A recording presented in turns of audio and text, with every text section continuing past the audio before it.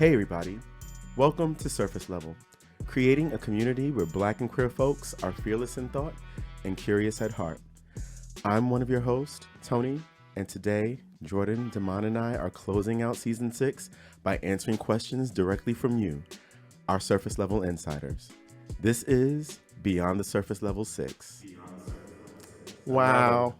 Wow. It's like, are you bored? No, I'm very bored. I have excitement that's just so bottled up, and I just want to make sure, It's like fire shut up in your bones. Yes. How did we get here? Don't know. 6 seasons. Wing and a prayer. Well, it throws the girls off because I don't know if we're a seasonal podcast. I guess you could say that. We do 2 seasons. We're Biannual. We're biannual, and we're also seasonal. I think we do like a Spring, summer. spring summer collection. Summer. Fall, winter. Yeah. When the girls be like, when y'all coming back with the new season? Spring summer. Spring, summer. People like, when y'all coming back? I'd be like, eventually. It definitely gives that. But it's nice to take those breaks in between, have a little life experience, come back with something to say. Child, Let's give them something to talk about. Let's give them something to talk about. So speaking of something to talk about, this season we covered so much, and the reviews are in, and congratulations, queens. You've done it again. You've done it again. Oh, really? Yeah, and I want to give out some awards. So let's start with superlatives. So, and this is by episode. So I'm going to remind us of what the episode was, and then the superlative for that episode will follow. Okay. So, episode 1 of season 6 was Invisible Life with Emil Wilbekin. And the superlative is most likely to make a The superlative is most likely to make a surprise announcement at a public event. Who is that? Tony? Yeah, it's definitely not Damon. It's not you either. It's Tony. You think so? You don't. When have you ever done a surprise anything in public? You're right. When he told us he was And you sober, know it's not me. That wasn't a surprise. It was in public. He didn't know how we was going to talk. I gotta say it inside the house, in the basement. Then yeah, maybe Tony. Or maybe me. I mean, I have the propensity to. You're the most secretive. Okay. But- Do we think that? You and Jordan battle. We battle. Okay. Yeah. We're neck and neck. Oh, cheek to cheek. Cheek to cheek. Yes. So, episode 2, sexual healing. Who's most likely to solve any problem, big or small, with a little sexual healing? Damon. Throw a little cat at the situation. I mean, Solve world hunger and with a little cat. Sex makes me a more peaceful person, so world peace. Yeah. World peace is Little giving. Cat and Mad Dog 2020. Oh my God. What is Mag Dog 2020? It's malt liquor. I'm sorry. I don't drink malt liquor like you. Oh, baby. You've been exposed to it. You've been exposed. You probably. That's why Jordan stopped drinking. Drinking malt liquor. I drank malt liquor with you before. When the fuck did we drink malt liquor? Limeritas are malt liquor. I don't drink. I never drank those. You did. I'm no, sure I you didn't. had I didn't like a it. They were sip. too thick. You tasted it. So you did. So you I knew. tasted you knew it, but I you don't knew like the it. consistency. This is nasty. Mm-hmm. Episode 3. You Ain't Black with Kaylin Allen. That was what an episode What a that time. was. Most likely to get their black card revoked because they made the Kool-Aid sugar-free at the family cookout. I'm gonna say for me. You two battle. I think it's Damon. You two battle. Maybe, probably. You two it's battle because Damon. she's that health conscious. Yeah. It's like what do you have? I'm People I'm probably having think a it's soup. Jordan, but she a gutter tonight. She dumping a whole bag of sugar in the Kool-Aid. It's giving Jordan. What's for dinner? Crabs. Crab She's legs. all in. Like, All y'all know in. people spending their stimulus checks on crab legs. That was Jordan. That's me. Standing in line for a table at the Juicy Crab by myself. By yourself, child. Oh my God. Episode 4, you can't sit with us. Who's most likely to tell the girls they actually can't sit with us in real life? Tony. I have sat somewhere where you looked one of our friends in the face and said, "We're friendly, but we're not friends." Oh, so I'm the mean girl. I just tell the truth. Truth hurts. I guess you're a truth teller. I'm a truth teller. And sometimes the truth ain't pretty.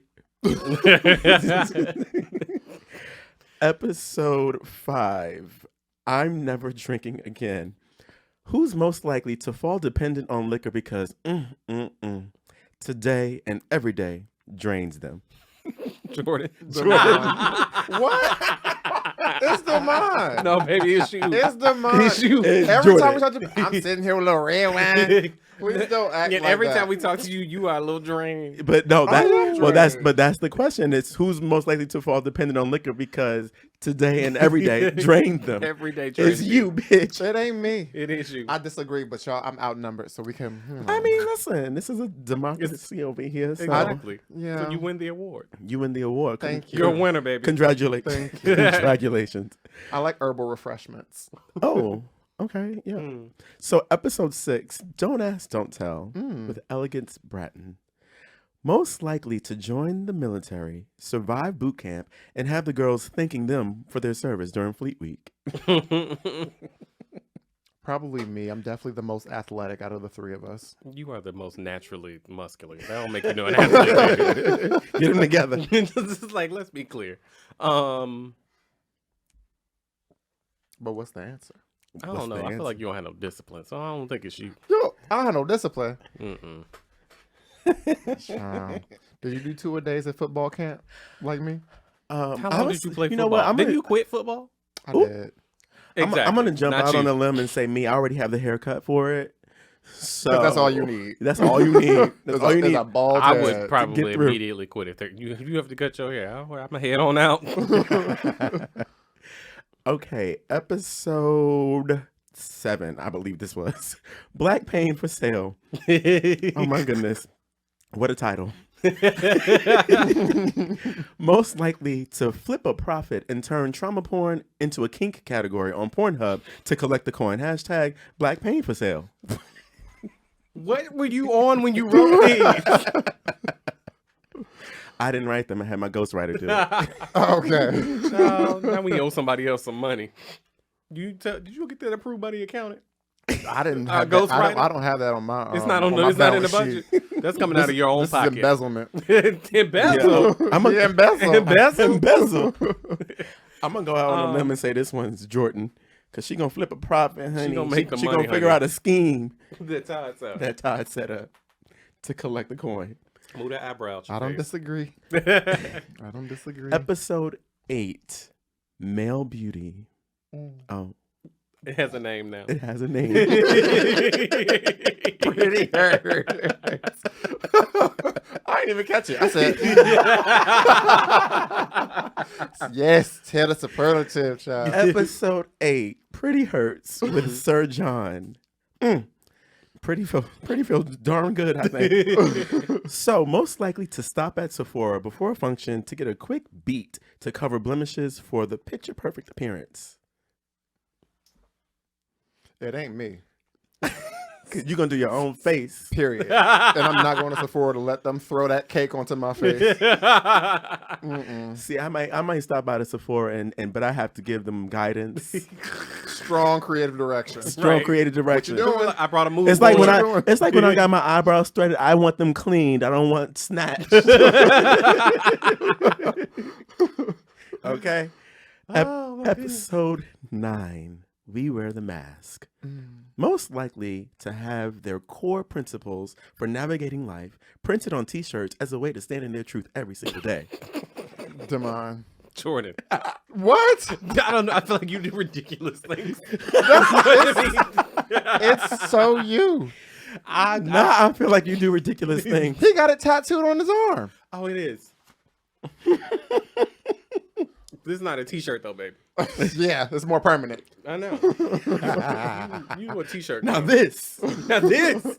I want my diamonds just for you. Or Tony right now, today, at this moment. Well, I'm always giving a message to the girls. So Turn them tits today out. I'm homosexual, black, and uncompromising. Yeah. Wait, homosexual, You got black, that? curious, and uncompromising. Baby, can you read? No, not today. Not today. So that was cute. Okay. Who won? Who got the most awards? I mean, I feel like you wasn't keeping track. Who knows? Don't matter. We're all winners. We're all winners. The Academy is in terrible. The game of life. All right, so let's jump. We have a lot of questions. We have a lot of ground to cover. Okay, we ain't gonna be here all night for you girls. Our surface level insiders, y'all went kind of ham in the inbox. Too far below the surface level. Very below the surface level, above the surface level, outside of the surface level. In the gutter. Okay. And we couldn't get to it all, but we're going to get to what we can. And so the first question is very long. Very long, and I'm not going to read it all. Too long, didn't read. And we did not spell check these, so if I stumble, it was y'all fault. Although you all met very young and developed a friendship for 10 plus years and have seen each other through tons of life's tough lessons, can you talk about how you actively work to continually build your friendships between each other and within the group as time passes on? I'm not going to read the next two things, but I think that summarizes it. How do we keep our friendship going? Good question. After all these years. Good question. I ask myself that every day. How do we keep this thing going? How do we keep it on the rails, child? You know what? My love language is quality time. And for me, what I love about the podcast, and I actually had this thought before these questions even came about. I said to myself in the shower, I was like, if we weren't doing this podcast, would I see Damon? And then I was like, well, yeah, because we would make time for each other. We would do activities. That's why we're friends. Like, and it was a real thought that I had, because the podcast is a vehicle to keep us in the shackles. So I think it's like we check in on each other. We have our we text all the time. Hanging out outside of the podcast, I think, is always helpful. We go on our group trips. Last time the group trip became a partially working trip. I got outvoted. But I think it's the little things that you do to, like, when anyone's interviewing for a job or something, we help each other out in all those small ways, and really understanding. Like, I love when Damon, he usually asks the question when he sees us, like, how was your day? And when he's asking it, I know he really means it, and he wants to know, like, no, how was it? How was it really? Baby. Yeah. So, it's something you said about quality time that I wrote down. I was like, we've recognized that it's about the quality of the time and not the quantity. I think as you get older, you get more busy, you have more things in your life. Obviously, you cannot make more hours in the day.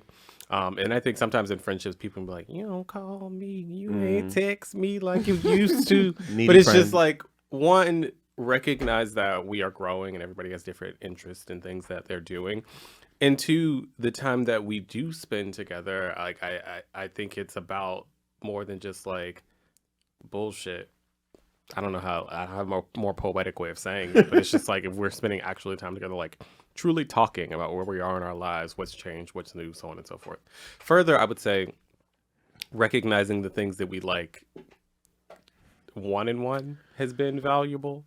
Wait, what? Like the realizing that, like, when we were younger, it's like we were all young, 3 single, living a few blocks from each other, running around. Yeah. And like recognizing now, like, we're in different parts of our lives, and we also have individual relationships. True. And like me and Tony like theater. Like me and Jordan have been texting about planning this trip thing, and I told him, we were talking, I was like, I don't want to plan nothing else with nobody else, and like I like going to the theater with you and not you, and that's that. And like those things can be true, and I think finding those nuances and like not just being the group. Like a lot of people think of us as the three of us, obviously, because we do a thing, but we're individuals, and recognizing how individual relationships strengthen a whole thing, I think, is valuable as well. Yeah. Yeah. I don't have much to add. I mean, the short of the long is that we kind of have to make time for each other because we have to do this podcast. So I think that we have maybe an advantage than other friends who are, 10 plus years. You go through different phases, and as you know, like, priorities change. We're not really doing the same things we were doing in our teens and our early 20s and even our mid 20s. So it's kind of hard to not be in touch with these two. Even when I try.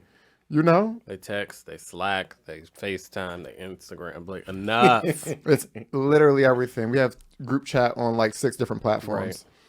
All right, so let's keep going. How do you navigate making time to meet people, both romantically and friendships? I mean, I think for me, there's that phrase like no new friends. I actually just said this the other day. Like I was like, I'm not that girl that's like no new friends. I'm the girl that's like new friends within reason. I need it to be effortless. I need it to feel like it's not a chore or a job. I am like that natural chemistry and energy is important. And those are the people that I've been able to like bring into the fold that have just made it, it's kind of like we see each other.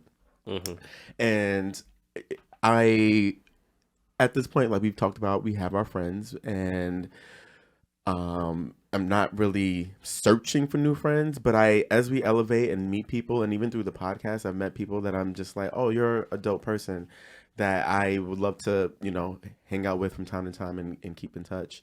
But that's I feel like that's it. Like, yeah, I think time is such an interesting thing to me, and the only thing I wrote down was that I don't have the expectation that I own someone else's time, nor do I have the expectation that they own any of mine. Yeah. And I think that has been a very freeing thing when getting to know new people, spending time with you all. And it just takes a lot of the ego and the expectation of like, I take up this space in someone's life and they should do this for me and all these things. And it's just made the relationships I have, the friendships I have, romantic, whatever. It's made it all just like easier and lighter and natural. And that's the thing where people like hate when I say like, I don't expect to have time in someone's life. When we have it, great. This is lovely. This moment is lovely. But that's all. Navigating to like meet new friends and romantic partners. I guess with friends. I guess we should carry. Damon and I ain't looking for new romantic partners. Well, I mean, speak for your fucking self. I'm always looking for extra romantic partners. Are we talking sexually or are we talking romantic? I don't know, child, baby. Okay. I mean, what's it? This difference. Yeah, you're right. I'm sorry. That's what I'm saying. We'll get there. We're not there yet. Well, maybe you know what? I retract my statement. Okay, you want to do it over for the both of us? With friends, I think that I'm a lot more excited by and open to organizations that put on good programming. So Moby has excellent programming. Moby Fest, Moby Talks, and it's a great opportunity to meet like-minded Black and queer people who are interested in having conversations about things that truly matter to them. And you can connect with people who share the same interests as you or the same values as you. And so I don't know if it's purely through the podcast, but I feel like I've been doing a lot more of those sort of things in the last couple of years, and they've been really beneficial. I've made some friends through those events. Yeah.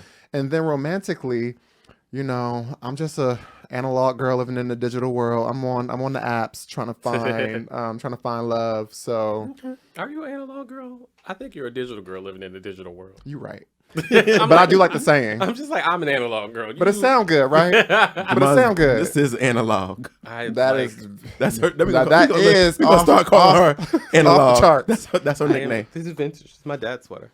I love it. It's cute. It's like 30-something years old. It's very chic. Come on, give us history. Posh. You I love it. This is off the runway. You got the coin, you make it on your side. All right. So let's spice things up a bit more. Has it ever crossed the line as being more than friends with any pair of you? You all are so smart, kind, and handsome. My instant thought is, how could it not have? Thank you for the compliment. We're actually in a throuple. These are my partners. Actually. and who said these bitches were kind? They don't know you girls. I'm very Somebody kind. lied to you several times and said that you were fly, intelligent, and kind. I think it's for me, yes and no, right? Like I've never thought about wanting to pursue a relationship with either of you, but I've always said that the qualities of the person I would want to be with, you both have those things. And Damon got a little bit of something I like. Jordan got a little bit of something I like. So it's not even. That's why I like the open concept a little bit, because I get a little bit from everyone. Wait, where we going with this? Polyamory now. You know, it was funny. Like, sure, like they crossed my mind at some point. It was like, oh, they're hot, they're successful, yada yada yada. But like, I really know you girls, and I'm just like, I'm good.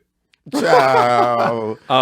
But also it's funny because you're saying that now, but like I remember when we were younger, you girls were loved y'all monogamy, and I was just like, not them. So like seriously, like before I had been in longer term relationships, it was like these girls are like that monogamy mess. I can't. You know, but we've always said, like, if I ain't married by a certain time, like, all right, we gonna get hitched. Yeah, because it's, you know, then it becomes a business. I mean, listen, my girls are beat. So, I mean, beautiful girls, not just beautiful gowns. That part. She's pulled. But yeah, I think to Damon's part, like I really know the both of them, and love them like family. And I think that I hadn't thought about a relationship, with them. It's weird. It's also partly because I'm like, you guys matter so much to me. This one over here, chews them up, spits them out. Ooh, when we were young, I was just like, can't date her, child. Won't be around long enough. What? I don't chew nobody up. Wait, what do you mean chewing them up and then spitting them out? Her romantic partner. That sounds fun. Well, not the fun way. well, both ways probably. You're right. Please. Absolutely. But yeah, no relationships over here. But besides, they're already in relationships over there. All right. And do y'all think the black queer couples versus black and white queer couples discourse brings a necessary or unnecessary discussion? So for context, there is a conversation happening in social where people are talking more and more about black queer people having non-black partners, and whether or not that's something that we need to be talking about more. I don't know that it's necessarily anything that we need to be talking about, but I think it's come up just because of how overwhelming the examples are that exist of black queer folks who are successful, or straight too, but this was specifically about black queer folks right now. There's a whole like Twitter moment happening. I think because when you scroll down that thread and you see countless examples of us with the European persuasion, it's like daunting. It's given, what is going on? Like, I love is love, and I'm happy that, you know, everyone finds love where they find it. But when you see that, it's just like, wait a minute. I think there it does bring some themes out and some conversations that need to be had, and it also brings about like the conversation that deals with like trauma. And there are some people who vehemently have a disdain for anyone black, whether it be queer or straight, being with a person, you know, a white person, and having that relationship. I think that's problematic too. I think the discourse is healthy because we should examine life and what's going on. But I hate when people cross the bridge of getting nasty and start fighting, and then I'm like, girl, who's getting paid from any of this? Nobody. Okay, great. Yeah, I think people should love and date whomever they want. I think that the direction of the questioning is placed towards the wrong thing. Like, I think you shouldn't be questioning people's relationships. What I do think is a valuable question is like, what is the environment that creates what is seemingly a pattern or a series of, let's say, coincidences? And is it, you know, particularly the conversation is around, quote, successful people, particularly successful, visible people in entertainment, etc.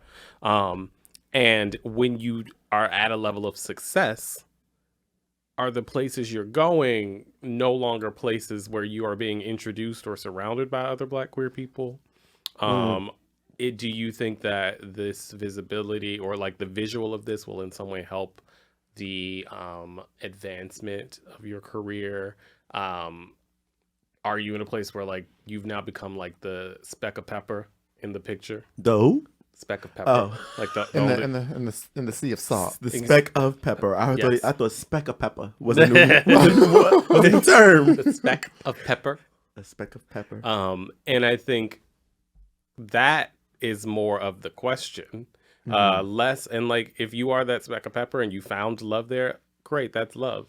But like thinking about where we are and what creates that thing that's continuing, that happens, that we see often, that is what I think the discourse would be healthier around. Yeah. Yeah, I mean, I think the conversation is necessary. What I get frustrated by is someone putting a picture up of an interracial couple, and then it's just like, here we go again. And it's just like, let's not react so emotionally and assume automatically that just because a relationship is interracial, It's a relational chat. interracial, that it's automatically like built on, you know, a foundation of like fetishism or you know, like drama self-hate. or clout chasing or whatever. So that's why I do think that it's necessary to have this discussion, because there's a lot of people who I feel like overreact. And we need to have a conversation for that too, because what I don't want. Who's having that conversation? Who's having that conversation? Because I also don't want people to feel like they can't pursue relationships that genuinely feel good to them because they're afraid of backlash. Because now we're going back into a space where, you know, where we're hiding and we're not being visible, and we feel like we have to like shut off a part of ourselves because it's just like, no, I can't be in a relationship with you because society told me I can't. And that's what we're trying to get away from. And so, yeah, I think the conversation is necessary until people can really allow like mature investigation of these things, and let's have conversations about the relationships that are actually harmful. And that requires a bit more nuance than just staring at a photo on Twitter for 3 seconds and then, you know, tapping on your keyboard. And now we will introduce our listeners to Jordan's white boyfriend. Come out, Tyler. You damn Come right. on, Tyler. Hey, Tyler, welcome to the show. Right. Come on. All right, now we're gonna go beneath the surface and examine Oh, Tyler's okay. Tyler, he doesn't want to be on camera. Tyler's camera. Sorry, shy. everybody. Oh, damn. Oh, he's Okay. so shy. I love him. So we're gonna move into our next topic. Those were relationships and things, and of course, I get assigned the sex questions. Oh, the girls are nosy. So could you be in a sexual relationship without penetration? Could you be a side? I believe is the term. Jordan. I am not a side. I don't aspire to be a side. Wait a minute. She immediately said, could you be? She said, I am not. In no way, shape, or form. I'm just affirming what my PSA. I'm The just, public I'm just service affirming announcement. who I am. I am not a side. I do not aspire to a side lifestyle.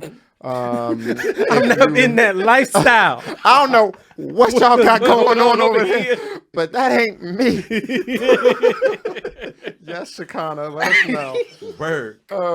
But yeah, no, I mean, if you're interested in being in a relationship with me with no penetration, that's called being my friend. So I welcome you to that part of my life. But if you're about to be my officially in the friend man, somebody doing the bending. Now, who doing it? Somebody. So the long and short of that is no. It's giving like if I'm doing that, I could, you know what, I can be in that relationship, right? But I'm having sex with someone else. See?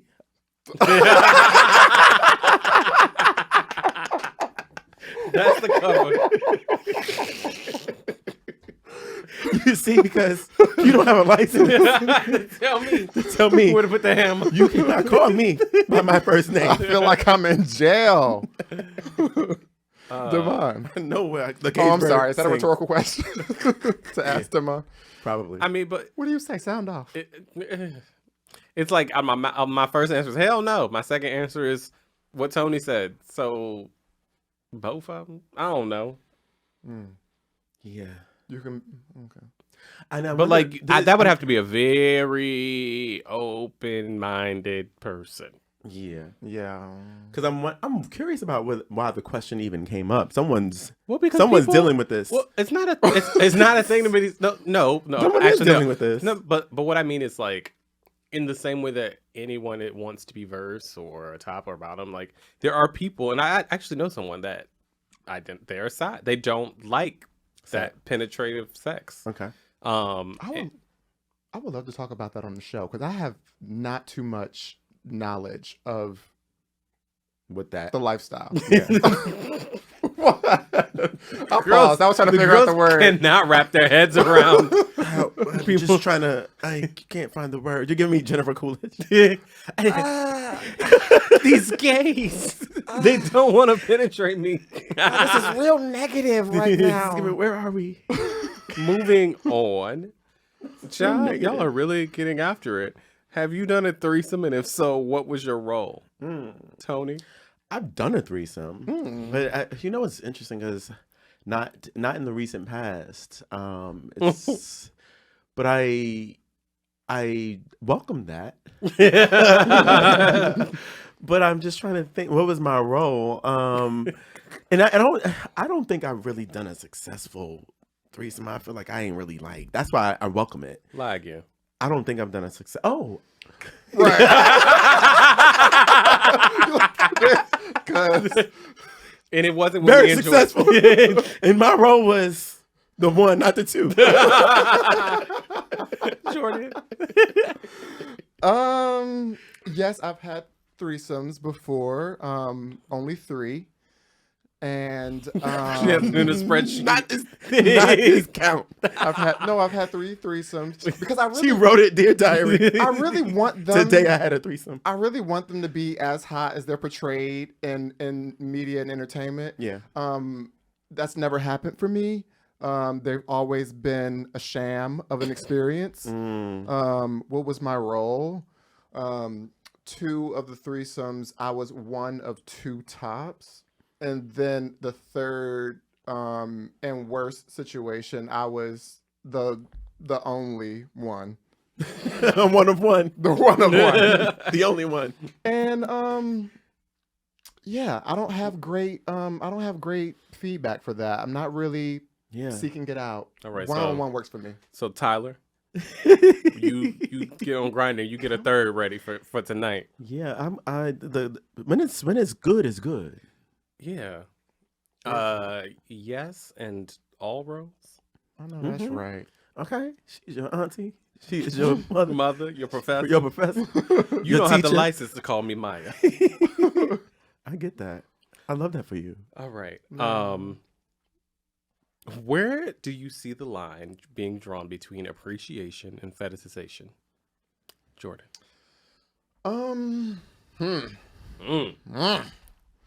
I think it comes down to humanity and respect. I think that when you have a fetish for a group of people, I think that you see them as an object, you see them as a commodity, you see them as a source of pleasure and not much else. I think it's appreciation when you can understand what they've gone through. You can be compassionate to that. You can be understanding of that. You can do research on that, and you can educate yourself on how to be an actual ally so you can support their humanity. And it's not just like, I love black boys, but your friend group don't have no black people in it. You just like going to trappy hour and finding somebody to go home with. Yeah. And then you leave at 5 a.m. Yeah. And that's not valuing the humanity of black people, the black experience, black culture, or even understanding what your role in that culture is, being whatever culture you are and how that plays a part in it and being sensitive to that. So I think it all just comes down to like humanity and compassion.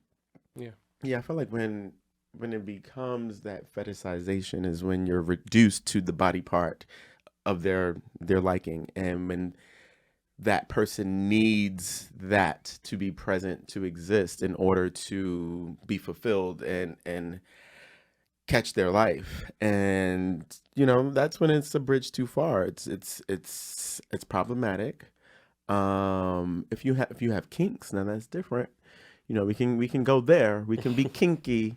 Can you? Yeah, You kinky? You can be kinky boots. Kinky boots. We can be kinky boots. You can be kinky boots. Yeah. But the whole it does cross the line. I don't think. Now, I made a joke about this the other day because it was funny, but it's not. When I don't want to be called slave like by my white king. Oh, you're not into race play? I don't. Now, with Austin Butler, was that his name? The one from Elvis that played Elvis. Child, he is fine. But I don't know that I want him to call me a slave in the bedroom. But we can get into some other. Black boys don't like that being tied up and whipped thing. I just be like, Whoa. I mean, you could tie me up and stuff like that. I just don't want to be called nigger. and it's, It is a turn off, huh? I can't. I'm trying to imagine myself being tied up and beat by a white man. And it's really, it feels very I gotta be on my last breath for that to happen. I was thinking about this, and I think it comes down to people understanding the history of what they do or don't like. Like if you are looking at particularly our community, you just like big, black, brutish, so on and so forth. You need to recognize that that's fetishizing us, and it's steeped in the history, the racist history and stereotypes of cinema, of media, etc. Now, if you just, like Tyler happened to meet Jordan, and they went to Harlem, and Tyler was like, this food is fucking amazing, and everybody's dancing, and the music's great, and I loved meeting your mom, and it was cool going to your family reunion. That's an appreciation of an experience that is not just, I was seeking out a nigga with cornrows, because in my head that will be a sexy masculine thing. So like that to me is like the preconceived notion based on like racist tropes you've been fed versus the genuine, and like you were saying, the humanity of meeting someone and just going on a journey with them. I was looking at you, realized it was my section to ask questions. Yes, don't get lost in my eyes. Oh, show me them eyelashes. Yeah. Don't bat them at me. Okay. tell me more about my eyes. You be answering another question differently next season. I know that's right. We ain't no sides today. Main course. What is the craziest rumor you've heard about yourself? I don't have any because I'm boring and I don't feel like people talk about me. I don't.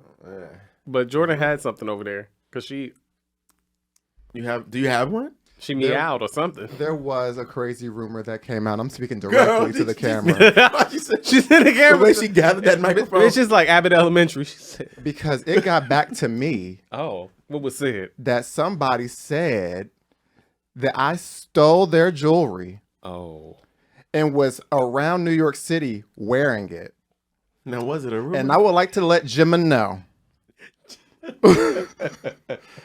that the shoes were old mating type of shoes. You should have put it back on the rack. I threw the jewelry away, and so imagine my surprise. After you heard the rumor, or no, before the rumor, a year before the rumor came out. So imagine my rumor has surprise it. where Tony comes to me and says this person is running around New York City saying that I stole the jewelry and was wearing it that doesn't even go with anything that I wear. oh, I threw it away in the trash. The jewelry. basura. were they diamonds? I don't even think that you could call it jewelry. It was twisted metal that you wear around your bottle. Twisted metal. Where did she get that from, Claire? Oh my god! And so, it's just not nice. It was a twisted metal for me. It's not nice. They And said it was aluminum I'm not foil. I'm not a thief. I don't need to steal anybody's anything. I don't even need to steal y'all man. Oh, You she know, be stealing him man by mistake. it was a crazy rumor. I was gagged, but that's like the only one.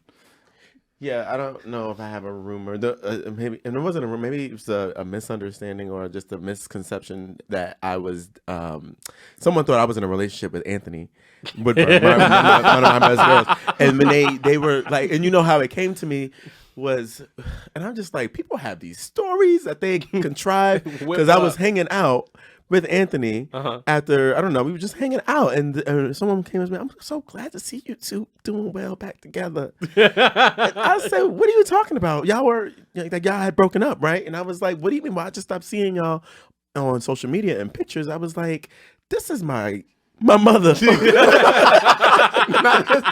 Not this is my mother. This is my mother. Okay. And I was like, Anthony, guess what I just heard? I was like, people out there in the streets think that we are a couple, and if we're not in photos together or pictured, or they don't see us out in the streets, they think, there's a fight happening. I don't know. There's that we're not together no more. They think that. Well, if that's the case, I feel like everybody has said something about us being dating and stuff like that. Like, yeah, that's true. Oh, I don't know. This is like the opposite. Because like I was like, nobody talks about me, but then it's just like because I don't talk to that many people. When people do find out things about me, they are wholly shocked. Like I remember I was at a barbecue for the 4th of July this weekend. I was with my fiance, and I was like, "Oh yeah, I got engaged," and it was just like, and they knew both of us, but they didn't know we were together at all. They were like, "To who?" I was like, "To him." Secret union. And they were like, the girls were undone. Y'all to engage. When did y'all meet? To be married? Y'all know each other? Y'all know each other? We actually live each other. We live with each together. other. Mind your fucking business. Period. That's the moral of the story. Mind the business that pays you. Hello. Period. All right. Have you ever lied to impress someone?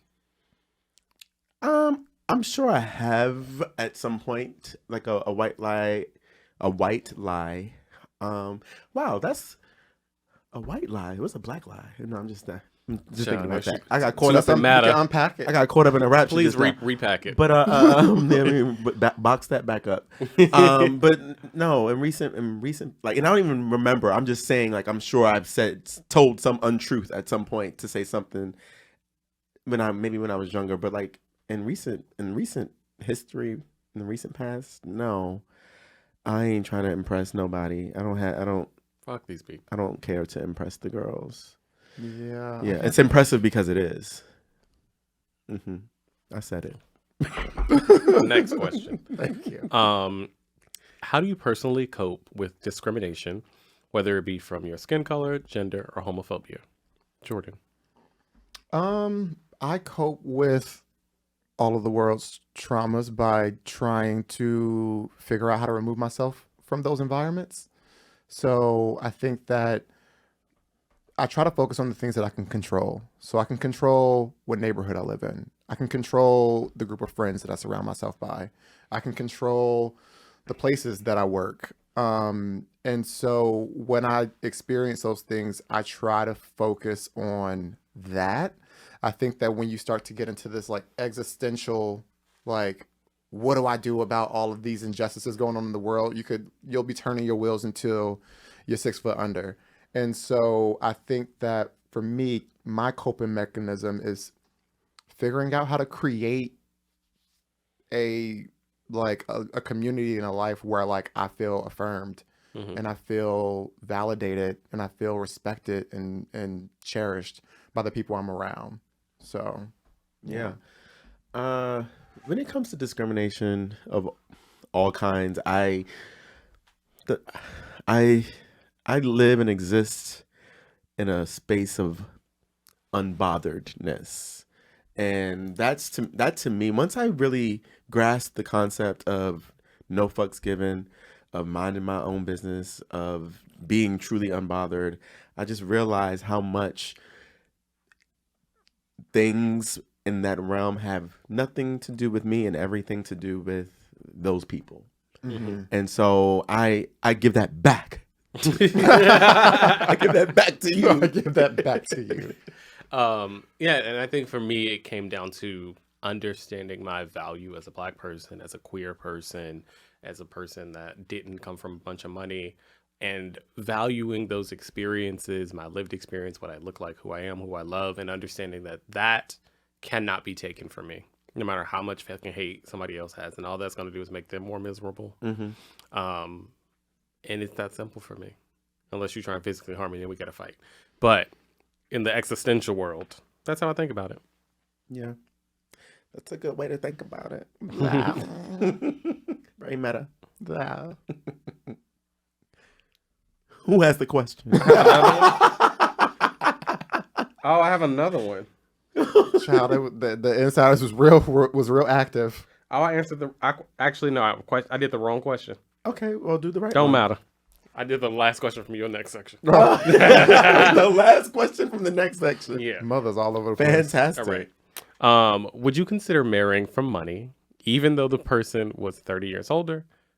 Very unattractive. This is the insider's words. We didn't write these questions. P.S. You also have to have sex with them.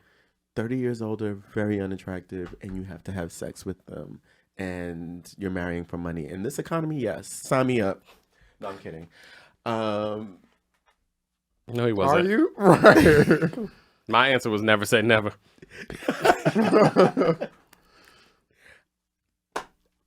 What you gonna do? I might listen. Who knows? Who knows, bitch? Because if he's 30 years older, very unattractive, you have to have sex with him. Sound like sex work. So that means sex work is real work. I'm 33. I'll be 34. And they were like 60 something. Okay. And I'm marrying for money. And there's so many rules I can create for myself, or there's so many rules I don't have to exist in that space to be a kept woman in this economy. With the gas this high. The functions I would throw. It would be beautiful people everywhere To make up for the lack of beauty in your home. Absolutely not. I can't. I was with y'all until they have sex with the person. I can't bring myself to do that. That part is crazy. Yeah, I mean, Crazy to me. luckily, I'm very blessed to be in a position to not have to consider that a real option. Then I have to eat out the trash. I will pay for my own dinners and flights. Girls don't know real money. You pay for your flight until you meet somebody that own a plane. Well, then you go. Then let's see how the question answer Well, get changes. somebody else to go do it. You ain't riding on my plane then, baby. I will be on that damn plane. I'll be like, hey. The girls think they got money to buy a flight, so they meet the person that owns a jet. Then it's a different conversation. It's okay. I'll be in coach. Yikes. My family jewels untouched. Girl, your family jewels ain't. Nobody care about them jewels. Them jewels have been devalued. Depreciated. Okay, let's move on to a topic that is a little bit more Less ridiculous. less about sex. Oh. All right. Have you seen The Best Man final chapter? If so, what are your thoughts on the themes and on LJ's storyline? Yes. For anybody that hasn't, I'm gonna spoil it. I Yeah, don't give care. us the context. Spoiler alert. For people that haven't seen it, LJ is Morris Chestnut's character's child. And they child person. They come out as non-binary on the show, and you see the storyline of all of the parent, because the mom died obviously in that sad ass movie.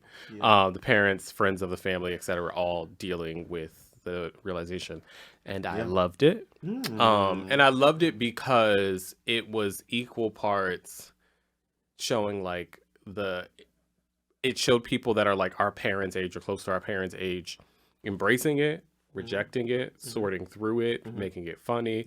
And it was just like I think sometimes you get the picture of it's so fucking traumatic.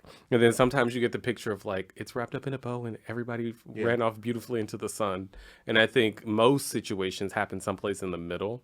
And I think particularly for the demographic of that show, it's like Black, middle-ish age Black people. Like, I love that they get to see that and to see people that look like themselves sorting through those things in a healthy way, in a way that didn't feel like judgment for the characters that didn't get it immediately and so on. But yeah, I love LJ and his non-bindering, as Terrence Howard's character kept saying. What was he saying? He was like, LJ is non-bindering. And Nia Long was like, non-binary. Non-bindering, whatever. It was Yeah, well, first of all, it was such a huge storyline in the show that carried on through to the end of the show. Season, yeah. Right. And I was very impressed with that. I was impressed with how they tackled the matter in terms of the friend dynamic. You had all the different things Damon just explained. You had the group chat, the group FaceTime where they were unpacking what this is, you know, as a friend unit, and how are we dealing with this. I thought it was super interesting how Nia Long's character kind of explained what non-binary is, and she likened it to like Prince when Prince decided to change the symbol. Yeah, his name to a symbol, and now it's that symbol. It's not he, it's not she. It's, you know, I thought that was an excellent explanation. I was like, who wrote this? I was like, bravo to the girls in the writing room, and I also said to myself, I was like, it goes back to representation matters and how important it is for there's so many people, black folks, but the best man has been around forever, and to have this storyline where, you know, a certain audience that wouldn't is going to watch and get this storyline and be able to now sit with themselves and say, I had a friend was like, my mom just started randomly texting me like, I love you, son, and you can shine and be who you are. He was like, I think she's watching The Best Man last chapter, because it shows people in our community who just have never known how to place this. Kind of, it's an example for them. Yeah, you know, another thing that I thought about as you were talking, when we talked about it with Dr. Lulu when she was on the show, and we've talked about it with just parenting in general. The parent doesn't always have to have the answer, and there's so much value in there being community, and like the old saying, it takes a village to raise a child. It was just like, if LJ only had the dad, like that that scenario could have been so much darker. But like thinking about the parents around you, the people that like you can trust in your life, that you can ask questions to when you're like, I don't get this. And I think that was a value, and to me, it's like the thing when we talk about parents, like you don't always have to have the answer. Yeah, like parents are obviously just doing the best they can, but like be open-minded enough to like lean on the people around you. So 100%. Well, it was well done. It was. I don't have much to add. I love the storyline. The one thing that was just really triggering for me is that it basically took a near-death experience for Morris Chestnut's character to come around. That was very triggering for me, because I was just like, I really didn't want that to be the reason why he would consider being open-minded. Yeah, I mean, and I think it's still a good learning lesson. Obviously, like, you have to still appeal, I think, to people out there who literally do think it's like, are willing to take it that far, their views, and watching him work through it. But I think as a queer person watching it, it was tough. Yeah, like, I can understand how it's triggering, but I also I also just love how it was more realistic that way to me. This is like, this is how it might actually play out in the real world. It wasn't a fairy tale. Yeah, and I think like you talk a lot about the relationship you have with your dad. Like, do you, like, in this scenario, like, you all have some distance between you right now. Like, what would it take for him to embrace you in the way that he did when you were growing up, that you've longed to get back to? Probably that. So like that, I think, is even like the point around like where I think it has some value. Like, your dad is probably the audience more so for a show like that. Yeah. And he wouldn't be exposed to even that conceptually. Like, he ain't watching Pose. No, so. I mean, I see the value in it. It was just, for me, it was triggering. Yeah, that makes sense. I can see how it might have been educational for other people, but it was kind of hard to watch. But I still liked having that storyline there for sure. All right. The next question is coming out necessary? What happens if a closeted human just starts existing in the world? We've talked about this on the show before, and I think that all three of us have agreed that coming out is not necessary. It's up to the individual. And what happens if a person just starts existing in the world? Like, yeah. Yes. Yes. Yeah. You know, I think it's And I while I don't think coming out is necessary, I also do believe there's value in being able to, when and if and when you're ready, to share that and invite people in. Yeah. I think necessary in a different way. Like if we view coming out as inviting people in, which I think you said on one of our previous episodes that I really liked that verbiage, everybody should have to do it, because I think the expectation should no longer be that you have a child and they are straight.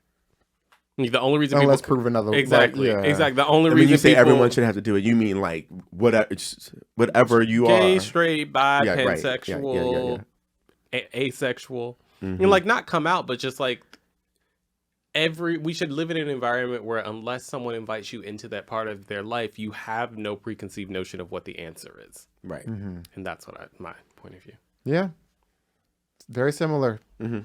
Allow people to invite you in. I think that if you want to have a come out for yourself, do it. But do I think it needs to be like this formalized rite of passage into the queer experience? No. Like you can live your life if you want to, and you ain't got to tell nobody, and you could tell who you want for the people who you actually want to build that level of intimacy and trust with. Shall I ask all these questions? All right. Child, you did. Who said that? I think I swiped too high on my thing, and then I got into the next section. Child, she done stole Mama's thunder. All right, well, you go do your thing. No, do the next one. Okay. What topic have you? See, we didn't spell check these. Okay, what topic have you most evolved in your perspective on in the past 6 seasons, and why? I guess what topic helped you evolve your perspective on a topic in the last 6 seasons? Well, I'll go. I don't know if it's an evolution, but I would say the thing that I'm most more maybe evolve, but like the thing I'm most more informed about and think about differently is sexual health, particularly in relation to HIV. We've talked about it a lot through Tony's lens. My partner speaks openly about being undetectable, and now I'm engaged with him. And it's the idea of being accepting and all these things is different when you like look at it from the outside in versus when you're living it with like your sister, when you're living it with your partner, and really thinking about the stigma and the things that you have or preconceived notions that you have about sexual health, and living and walking in the truth of saying, if I understand the science to say this about a person, then I'm going to live in that way. And that was something that since we've been doing the podcast was more of like a theoretical thing that I'm like, oh yeah, I'm accepting. Versus like in my head, I still did have some level of maybe reservation around dating someone that was living undetectable and so on. And I think doing this has really caused for us, not just amongst ourselves, but we had guests on and we've talked and researched and read and just become much more versed in the conversation around HIV. For me, like so much of the stigma is like just so clearly debunked and so on and so forth. So Yeah. Tony. Yeah. Yeah, this question I struggle with thinking about what that is for me. There's so many things I could probably like speak on, but one thing I guess I'll discuss is like the sex work industry and like that episode we had with Z, and unpacking everything about that from a person who lives in that space, who's educated in that space. And I think when I was younger, you know, my thoughts about that was just so completely one-sided and, you know, a focus group of one, and just what I thought based on any stigma or any like societal, you know, Narratives and all of that good stuff. And so having talked to someone in that space and being able to talk in a forum like this on that topic just opened my horizons. And now when I hear conversations about sex work or anything in that world, I'm now the girl who gets to correct folks, you know, and speak up and say like, actually, bitch. So that's quite fun. And yeah, that's just one tip of the iceberg on a lot of things that I feel like I've grown and evolved in my thought process on. I think the episode that's bubbling to the top the most for me is Skinny Legends Only. That was a whirlwind of an experience, and not just the episode. I think that when the thought of the topic being included in the season, I was very ignorant. I don't even think I really heard the term fat phobia like long before we did the episode. Yeah. And so leading up to the episode, there was considerably more prep work that I did than I noticed that I do for like a tradition, like another episode, because I just was operating with such a lack of knowledge around the topic. And the episode happened, learned a lot in the episode, learned even more from the feedback from the listeners, so much so that we did it again. But I think that shifted my perspective because it forced me to learn and process quicker than I think I have for a lot of other topics. And I love that episode for that very reason, because I think that we're living in a society where there are a lot of things going on that you may not have ever experienced firsthand, that you don't have to be exposed to if you don't really look for it. And I think that it sort of is a good analogy for like what we're going through in the queer community, and feeling like people don't understand and people just write it off and they say, oh, that doesn't exist, or you're making this up, or like these are not real things at play, or we live in a post-racial society. Like you hear all these things, and I think that was the first time where it was just kind of like, like I need to make sure I don't fall in that trap, and that I'm actually being open to this perspective, even though right now it feels like really, really foreign to me and a foreign concept to me. And I think that was the first time that I stretched that muscle in that way, that quickly. Yeah, I would love to, like, those kind of topics are ones that I challenge us to uncover even more. I think that we will. I know we will. I love that we, like Jordan was just saying, we get so much feedback from folks on the things that we discuss, and people come with ideas. So like more of that, so that we can continue flexing those muscles. I have a question. Yeah. On the other side of that same question, what is the thing in summer of 2020 you walked in 10 toes down on? You've gone through this experience and you say to yourself, I was fucking right from the beginning. I still feel that way. I want to advocate for this. This is true to my core. It ain't changing. Tony. The thing that I walked into this year, Or just like like we talked about a topic we've evolved a lot on. What's a topic that we may have covered at the beginning and you still, like, we've talked about it. I mean, for me, it's the one that comes to mind right away is like the respectability politics conversation. While I respect our ancestors and those who paved the way for us to be where we are today, I'm fully leaned into where we are today. And, you know, being able to give less fucks and, you know, really come in and question, you know, speak truth to power. And like, I'm leaning into the fact that the path was cleared for me to come in and rise to the occasion and assume the position. How do you rise? Rise. Yeah. We love it. We love when they snatch it right there. She rises from the waist. Phaedra. Jordan. How we going off script? We going off road. We going off road. I've been off road the whole time. Tamaj has been reading every question. All right. It would probably be that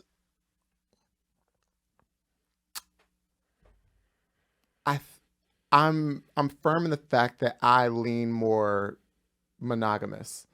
And I think that through this podcast and having conversations and interrogating my thought process and seeing, you know, people chime in on, you know, their perspective, I was going through this moment where I was just like, am I closed-minded? Like, am I like, am I not thinking big, bitch? Like, what, like, what's going on?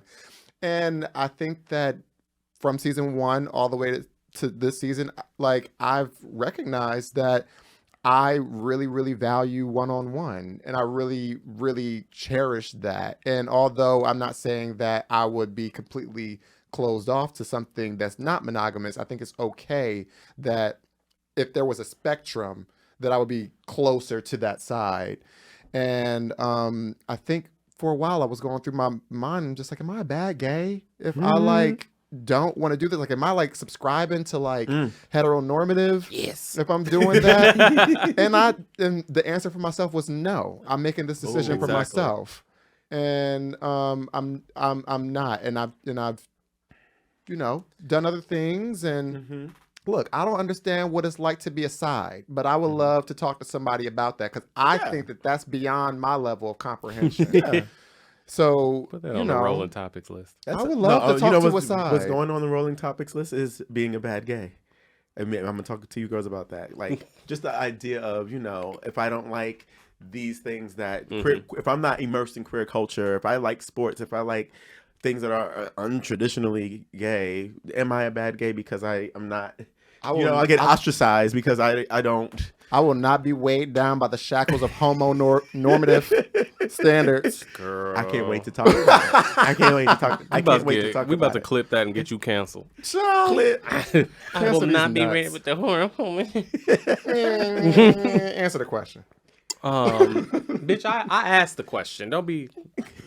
I'm Barbara Walters. You shut your head up. So you're overweight. Why? Why? Barbara Walters was She went one of a kind. I'm quick to check a bitch if she is. Are you the bitch she's talking about? Don't know. Didn't know she sang. Thought she rapped or something. Oh wow. The thing that I've stood 10 toes down on, I think, is the fact that we have to be disruptive in all spaces as Black queer people to advance. And I think a thing that I've said maybe in every season is that I think comfort is one of the worst things that any person can be, just comfortable. Because I think that is a place where you're not growing, you are not challenging those around you to grow. We are not creating something new and something better for those that come behind us. Come behind us.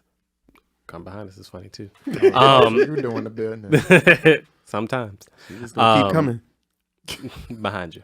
behind me specifically. But no, and I think that commitment to having tougher conversations, to speaking up when it is unpopular, is something that I came into this about. And I was very hot on it because it was literally the summer of 2020. And it was very top of the mind in a lot of people's minds. And I think it's something that I have not wavered on.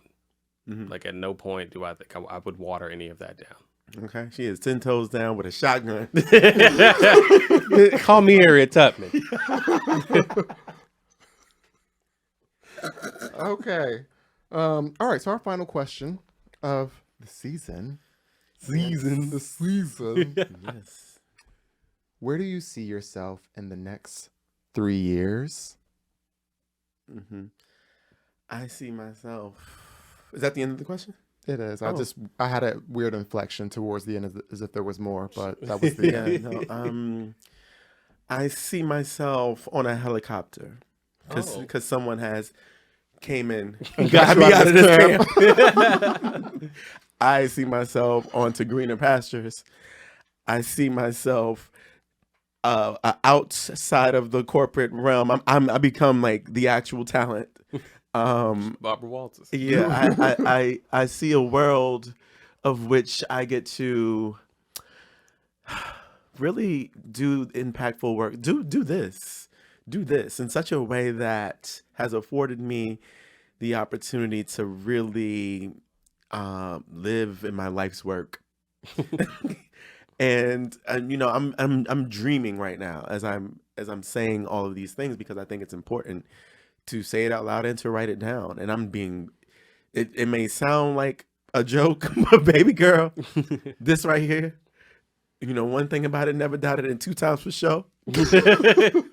She is going to thrive. And so I see myself living abundantly, full of life, like with the people who have been on this journey with me. I think I have a nice circle, sacred circle of friends and family and loved ones. And I'm excited for that growth journey. Like when I look back over my life in the last, And I think things over. and I think things over in the last couple of years, Come on, Saints. I've really come so far, and I really do acknowledge every bit of what has happened and what is happening, and I'm purposely trying to be more present to understand that this is the fun part right now.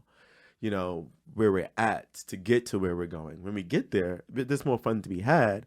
But the process and the journey of going through it, sometimes you got to go through it to get through it. And that to me, I don't want to lose that. I don't want to be recording this thing and then, you know, one day when Surface Level's retired, to look back and be like, damn, I wish I was more in that moment. I wish I cherished every time we went into the studio. I wish I didn't take it for granted what we were doing and creating and living in that space in that moment, because we were trying to get to where we're going. I want to be here to enjoy all of what's happening and what we're doing. What about you, babe? In 3 years. She has a list. So, yes. Settle in. So, with regards to love, I definitely want to be able in 3 years to say my man, and actually be talking about a human being. And not an inanimate object. Not a meme. But, you know, I see myself in like, I want to see myself in a long-term relationship, hopefully talking about building a future and a family together. Don't bring them kids to my house. My kids don't want to go to your house, baby. I've been to your house. Your kids want to be at mine. Oh, you have not seen my house from 3 years from now, baby. Okay. No, you better zip this zipper down. It's off the runway. This is off the runway. Future home is stunning, sickening. Okay. She can fit 3 of your homes inside of one.